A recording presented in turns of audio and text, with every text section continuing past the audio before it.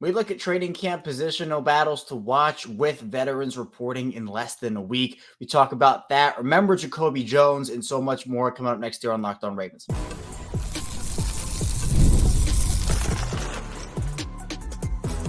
You are Locked On Ravens, your daily Baltimore Ravens podcast. Part of the Locked On Podcast Network, your team every day. Welcome into another edition of Locked On Ravens, your daily Baltimore Ravens podcast. I'm your host here with you, as always, Kevin Ostraker of Ravens Wire, and we're here with you on the Locked On Podcast Network, your team every day. Thank you so much for being here and making Locked On Ravens a part of your day and your first listen each and every day here on this show. We're free and available for you on all podcasting platforms. So if you'd like to watch this show in video form, you can like and subscribe to the channel. And if you like to listen in audio form, you can like, subscribe, follow along over there as well. It's the same show, so you're not missing out on any content either which way you decide to consume the show here. Today's episode of Locked On Ravens is brought to you by Gametime. Download the Gametime app, create an account, use code LOCKEDONNFL for $20 off your first purchase. Terms apply. We are 5 days a week here on Locked On Ravens. So Monday through Friday, we bring you daily Ravens coverage. And of course, we do bonus episodes, live shows. We're going to add game day episodes this season. So really excited here. We're coming up on my 5-year anniversary, which is really exciting as well. But today we're going to be talking about some training camp positional battles to watch out for, players to watch out for as well a little bit, but more so positionally. We'll go through position by position. In the first part of the show, we'll talk about offensive positional battles. Then in the second part of the show, we'll move over to defense. And then in the final part of the show, we're going to remember Jacoby Jones. The news struck the NFL world yesterday. Jacoby Jones passes away at the age of 40 years old.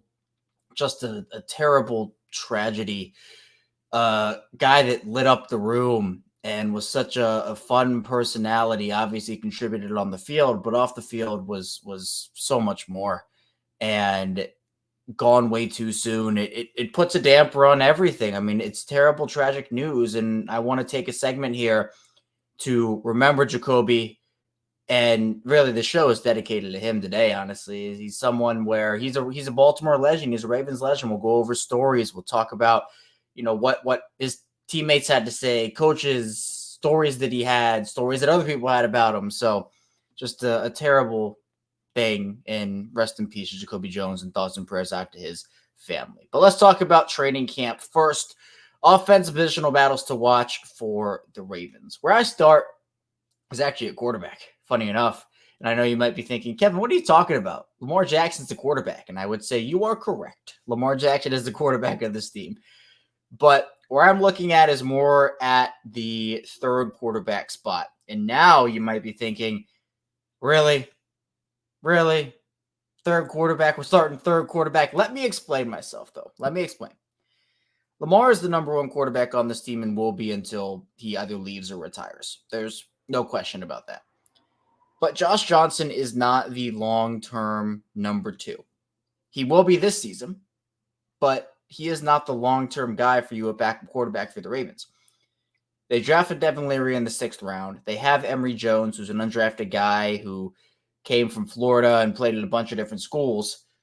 I'm looking at those two, Devin Leary and Emory Jones, because one of those guys, if they can establish themselves and, get that third quarterback spot, they have a real shot next season if Josh Johnson does not return, which I do think this is probably the last year of Josh Johnson in Baltimore. He could stay, though. He's done crazier things. He's been all over the place. But if Josh Johnson does leave, Leary or Jones could be Lamar Jackson's long-term backup quarterback. And I think the Ravens love what Devin Leary brings to the table. I think Emory Jones has a dark horse shot to make this roster as the third quarterback. But that's where I'm starting off. It's not necessarily the most flashy positional battle that'll help the Ravens this season.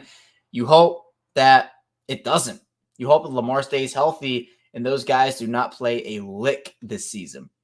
But you always have to be prepared. Backup position, they've had Tyler Huntley there. He's now in Cleveland for some reason. I don't really know why, but he's in Cleveland. Now, there's an opportunity for one of these young guys to not maybe take over that backup spot this season, but next season on, I think we could see something there. There's not really too much to talk about running back-wise, if we're being honest, for training camp. I mean, guys that I want to keep an eye on, obviously, Justice Hill for one, Rasheen Ali 2. But the pecking order is pretty clear running back wise, in my opinion, with Derrick Henry being the guy at number 1, Justice Hill being number 2 until Keaton comes back. And then that'll obviously be Keaton Mitchell, and then Rasheen Ali being number 3.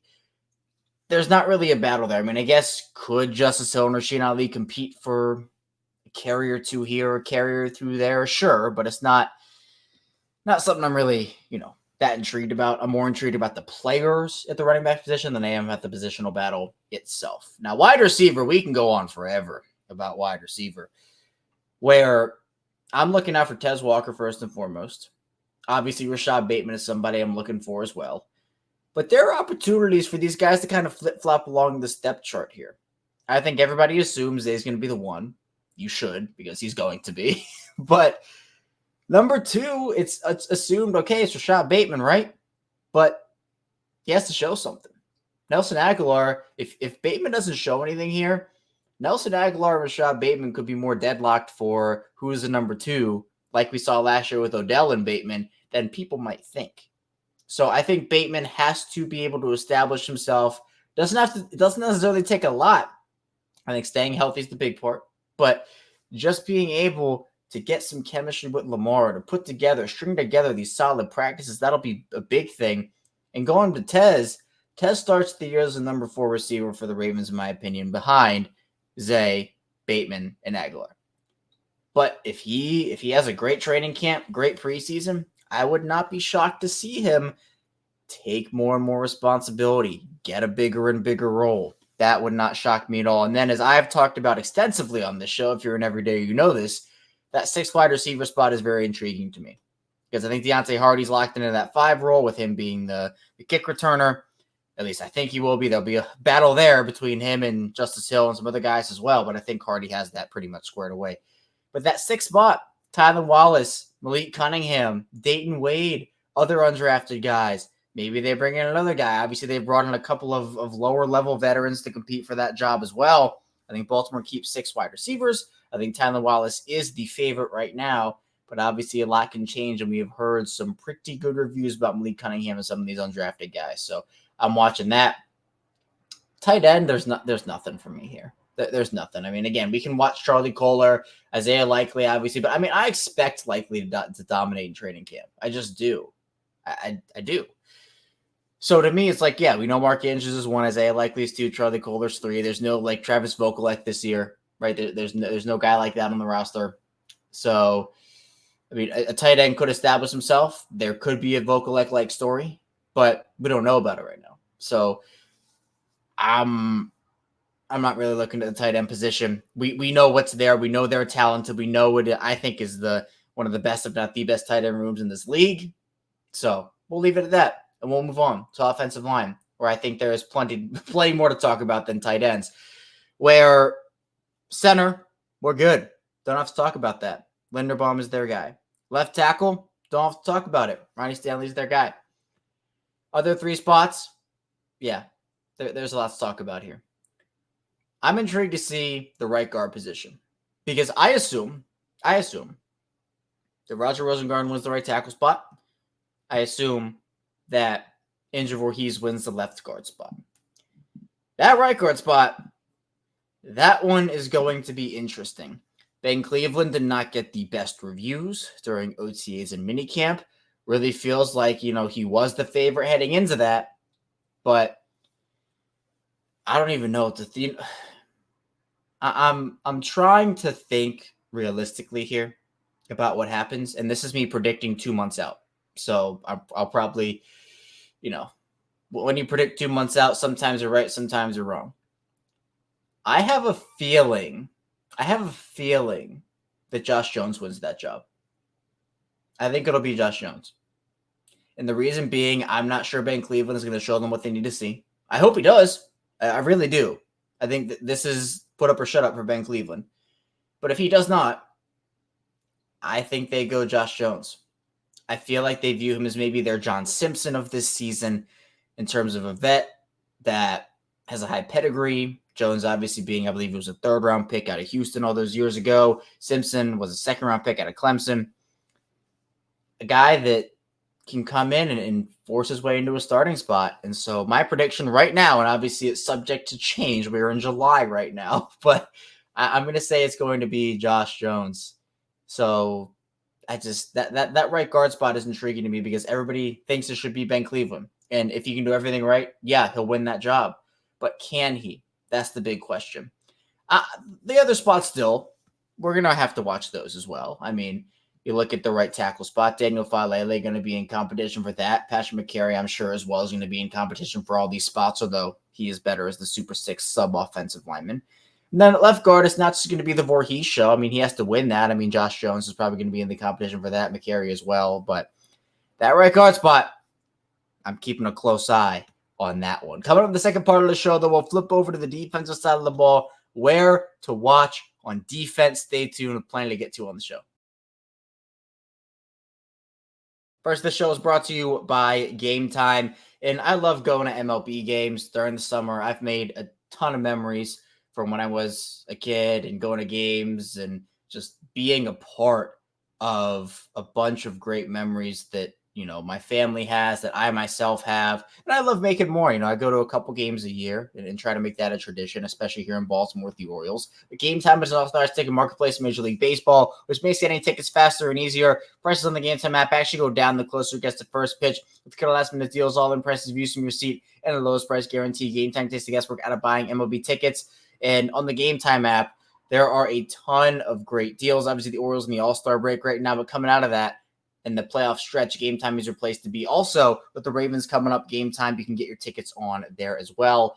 And for me, the Gametime has a ton of great features, my favorite being last-minute deals. So you can save up to 60% off buying last-minute tickets for sports, concerts, comedy, theater, and so much more. And the app is also just really easy to use. It's easy to navigate, and other features include flash deals, zone deals, all-in pricing, seat views, lowest price guarantee, Gametime ticket coverage, and so much more. Take the guesswork out of buying MLB tickets with Gametime. Down the Gametime app, create an account, use code LOCKEDONNFL for $20 off your first purchase. Terms apply again, create an account, redeem code LOCKEDONNFL, spell LOCKEDO on NFL for $20 off.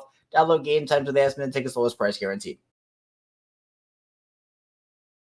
We're back for our second segment of Locked On Ravens. Kevin Oestreicher still here with you on this Monday. Really appreciate everybody again for being here, making Locked On Ravens a part of your day. Be sure to like and subscribe on YouTube in video form, Apple Podcasts, Spotify, wherever you get your shows in audio form as well.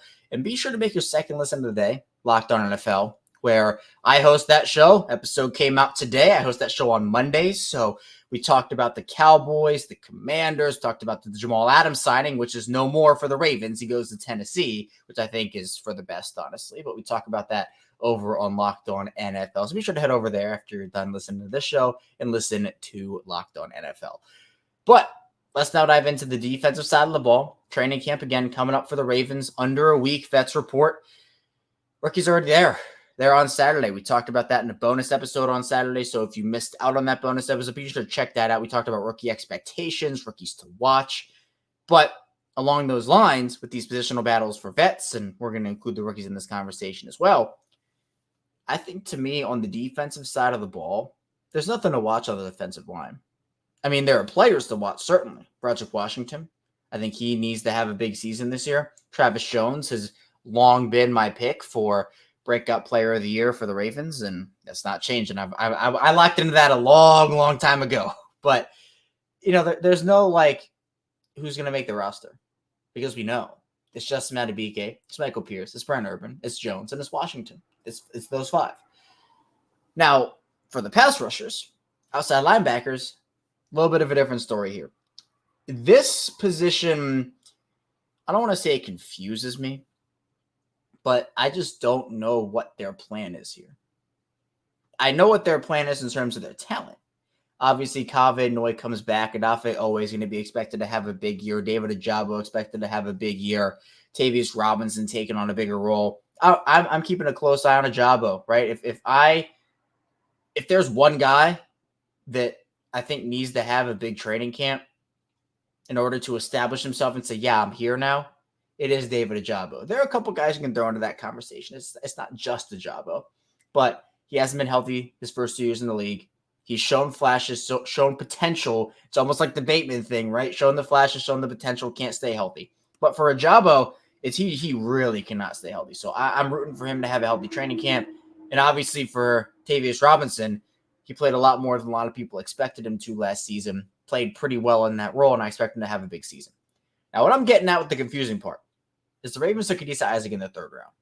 I expect him to be the 5th outside linebacker on the roster. I'd be shocked if they cut a 3rd round pick. I mean, I know Eric DeCosta, he's a lot more privy to cutting draft picks than Ozzie Newsome was, but cutting a 3rd round pick, unless something crazy happens, I don't see that happening. But if they only keep 5, that means Malik Cam is off the roster.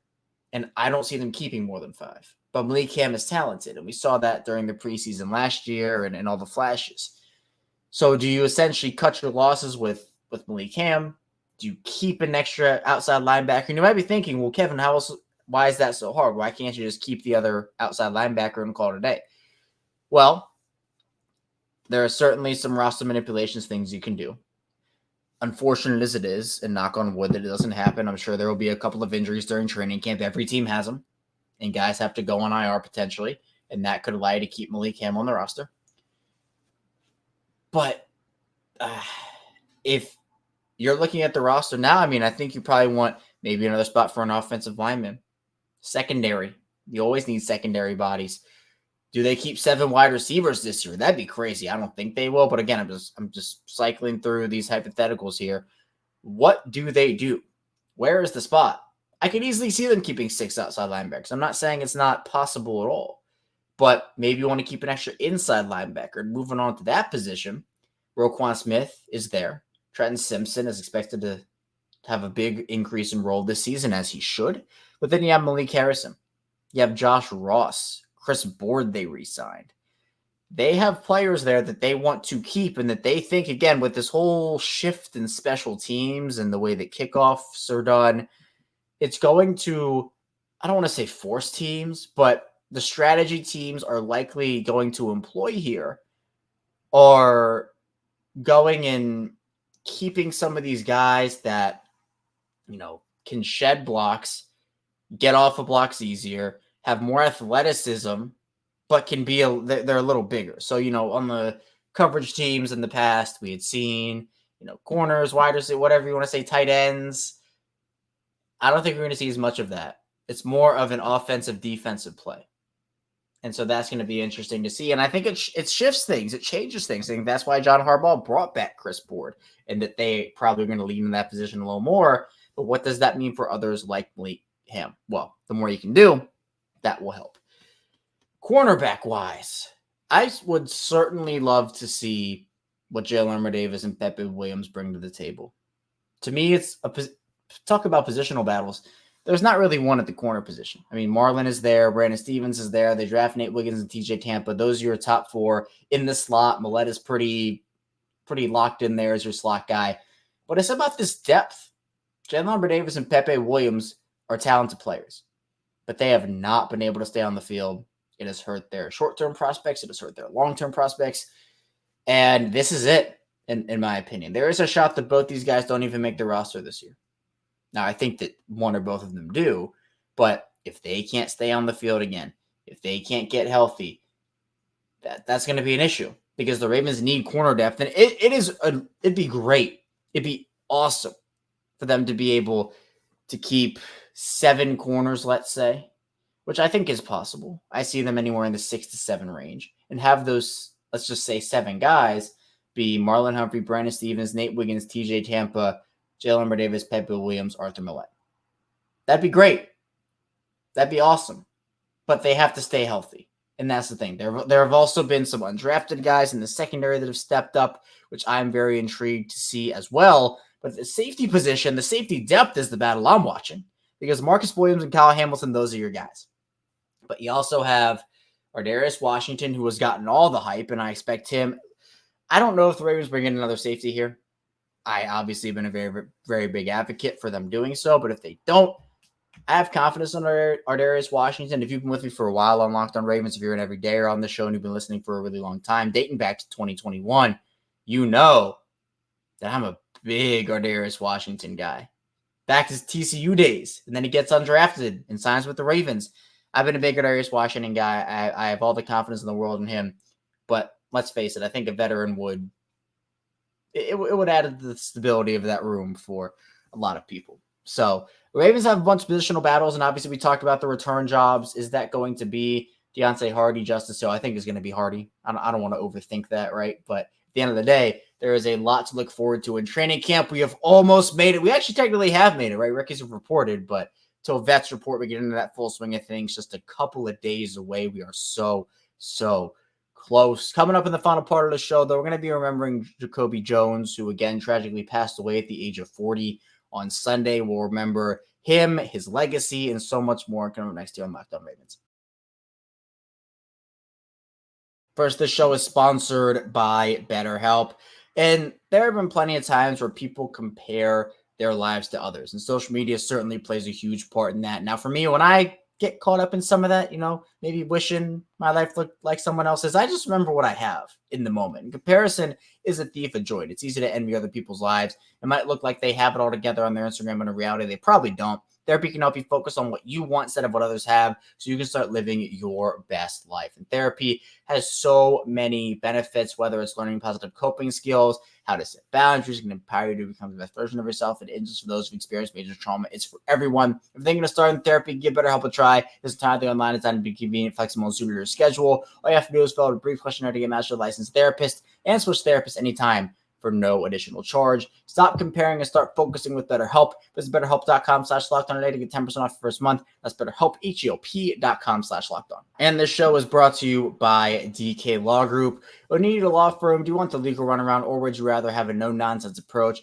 Well, you get the latter with DK Law Group. DK Law Group is a Maryland-based law firm who has redefined the legal process with their modern approach. DK Law Group specializes in real estate law, estate planning, business law, and family law. They're tech-savvy. They treat clients like family, and they focus on keeping legal solutions simple. DK Law Group is a woman-led firm with Diana Khan at the helm. Diana has been called an unparalleled legal expert by some. One of the things quickly noticed with DK Law Group is their transparent pricing. They believe in clarity and cost and no one left in limbo. DK Law Group knows that speed is key. Leveraging technology, DK Law Group streamlines the process to serve you better and faster. Contact DK Law Group today at dklawmd.com. Locked On listeners can call today and schedule a free 30-minute consultation when you mention the tagline Empowering Legacies.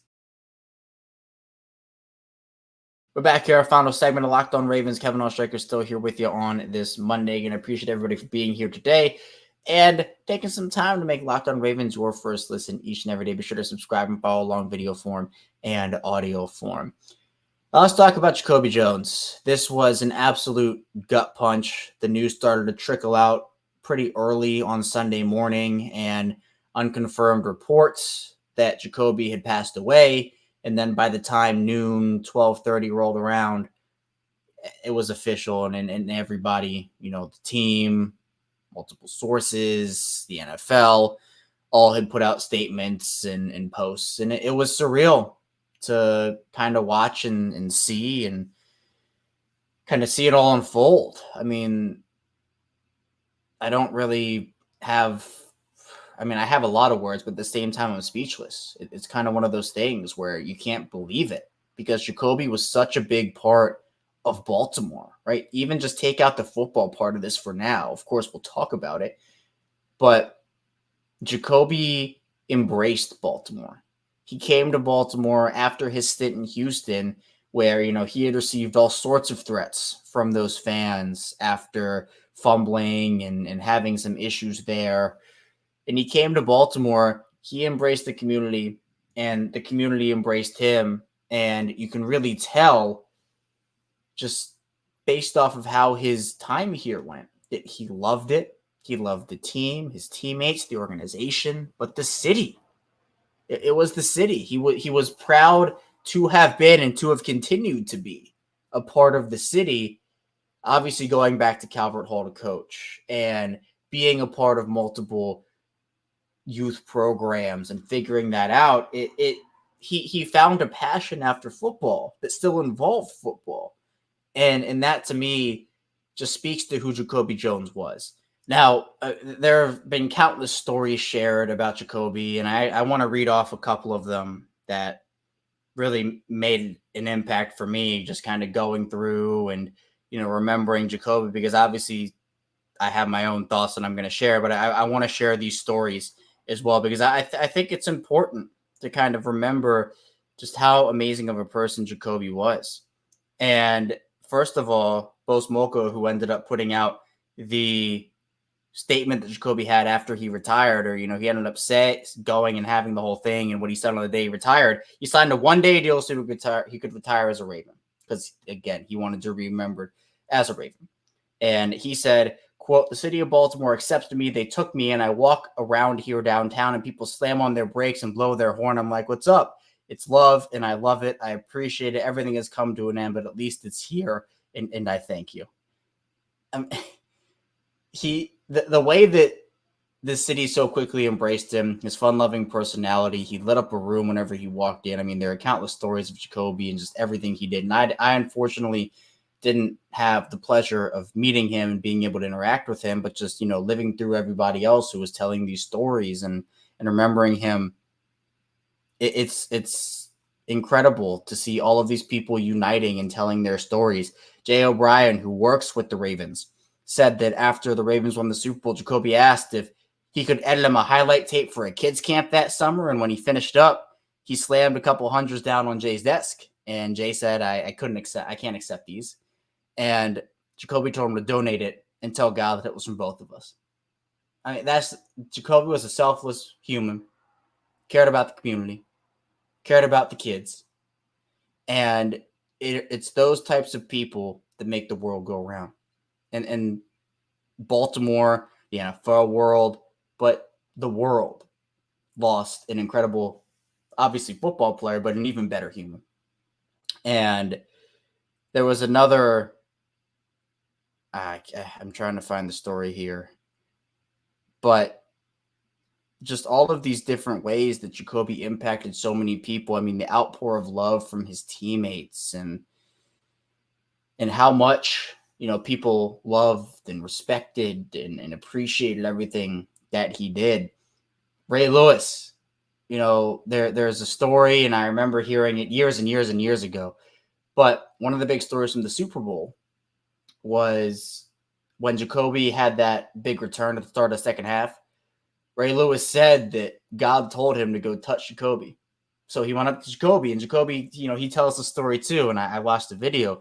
But Jacoby's like, I'm in the zone, and Ray comes up to me and just like slaps my chest. And Ray says, I put both my hands on him, and the rest is history. And Ray continues to tell that story. He told it a couple of years ago, and I think that's one of the proudest moments of his career. Obviously, I don't want to speak for him, but every time he talks about it, he lights up, and talk about the football aspect of things. There's no second Super Bowl in Ravens history without Jacoby Jones. In my opinion, obviously that award goes to quarterbacks, and Joe certainly earned and deserved it. I'm not trying to take away from Joe Flacco's accomplishments, but if I didn't know anything and you told me everything that happened in that game and you said, yeah, Jacoby Jones won Super Bowl MVP, I would have said, yeah, that makes sense and he deserves it. Not that Joe didn't, but you could make a very good argument that Jacoby should have won that award. Now, Joe obviously has a ton of love for Jacoby, and he also, responded to the news, just, heartbreak all around. But the Mile High Miracle, that second half touchdown at the beginning, at the end of the first half, that play where Flacco finds him deep on the run and he falls down, gets up, spins around, goes to the end zone. There is so many plays that Jacoby Jones had, the returns, the celebrations, him walking out during the draft and doing his dance. He loved to dance, dancing with the stars. I mean, there's so much to unpack with Jacoby Jones. And the fact that he's gone, I still, I'm sitting here talking about it and it doesn't feel real to me. And it's heartbreaking. And this heartbreak, the NFL world has had a ton of heartbreak over this last week, obviously with Kyrie Jackson and that whole situation, Monty Kiffin, who's legendary defensive coordinator, but it extends beyond that here in Baltimore because there has been so much tragic loss of life over the past couple of seasons, past couple of years here. Tony Siragusa, Jalen Ferguson, Alex Collins, Ryan Mallett, Trey Walker. I mean, in that list, Lorenzo Taliaferro, that list goes on and on and on. And it doesn't get any easier. It hurts. And I know the city of Baltimore is hurting. The Ravens community is hurting. The football world is hurting, and the world is hurting right now. But obviously for Jacoby, it's important that we remember him in the way that he was, the positive ways, and being able to tell those stories and celebrate his life. Because every time that you hear about Jacoby, it's, well, he just provided this energy, or he always had a smile on his face, or he always wanted to do good in the community and give back. That's the type of guy that we lost here. And that's what makes it so hard, regardless of his football and what he did on the field, off of the field. It makes this story so much more remarkable. And it's tough. And it's something that, again, it's going to be hard to kind of put this in the rear view. It's still hard with some of the other guys, right? With Tony and Jalen and everybody I just mentioned right there. It's tough. But Jacoby will be remembered as a Raven forever, remembered as an upstanding member of the community, and be remembered as a Baltimore hero and a Baltimore legend. And that's how he should be remembered. He has earned that right. He earned that title. And everybody should be shouting it from the rooftops whenever Jacoby is mentioned or talked about, because, the way that he carried himself and was able to make such an impact, that's inspirational, and it means something. So rest in peace to Jacoby Jones. Obviously, my thoughts and prayers go out to his family, his loved ones, and everybody who was impacted by his passing. And look, that's a lot of people, right? That's a lot of people, because obviously it's the people closest to him, but even the people that never met him once, Jacoby had an impact on a lot of people. So it's a sad time in Baltimore right now.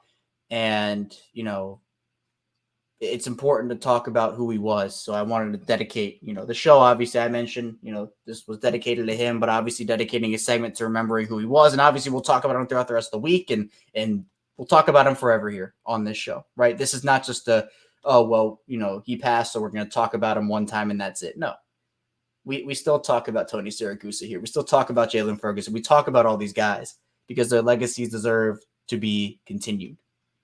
And that's what we're going to do here on this show. So that's all I have for you here today on Locked On Ravens. Thank you so much for tuning in. Coming up tomorrow, of course, we'll have more Ravens content as training camp officially creeps closer and closer. So be sure to stay tuned. See you right back here tomorrow on Locked On Ravens.